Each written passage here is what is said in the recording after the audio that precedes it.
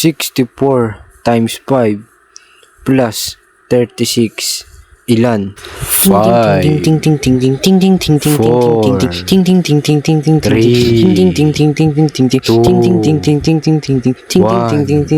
Ang tamang sagot ay babae. Bakit babae? Kasi lagi naman silang tama eh. Kaya pag sagot mo ay babae, matik tama ka. At ayan, tapos na ang bobong guys. Let's go. Kailangan na lang natin ng bintana guys. May bintana ba ako? Pero so far so good. Ayan na yung nagawa natin. So ito yung bintana. Yan. Yan. Uy, kulang. Kulang guys. Kulang guys. Gagi. Ba't may naging invisible dito? Ano to? Sino to? Sino to? Ito ba yung trader? Ayaw nga, ito nga. Ito nga guys, ba't naging visible? Naging visible yun. Takpan na lang natin to guys. Kahit wag na lang natin lagyan ng bintana sa likod. Okay na yan, likod lang naman yan eh. Wala naman titingin dyan. Lagyan din natin ng details guys, yan. Kulang pa guys. Kailangan pa natin ng maraming bamboo. So, mag-grind na naman tayo na ito. Guys, nasira yung recording guys. At mukhang sira na yung mob farm kasi may sumabog na creeper. Bakit sumabog yung creeper? Kasi pumasok ako.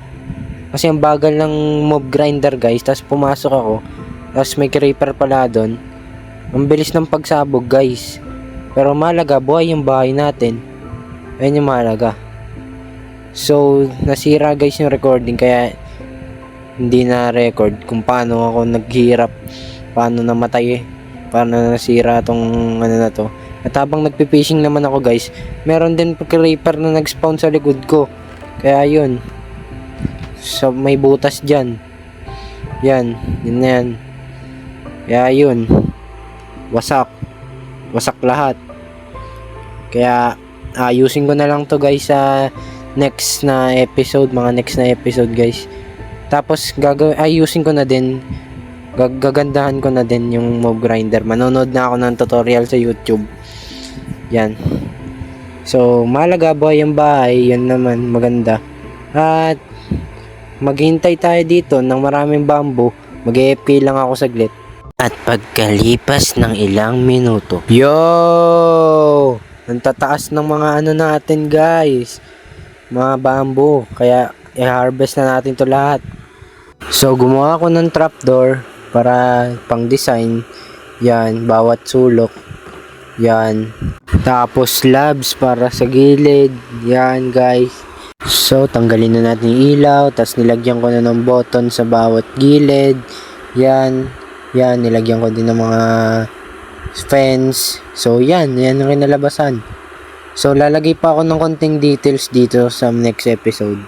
So anyway guys, dito ko na itatapos yung video. Maraming salamat sa panonood.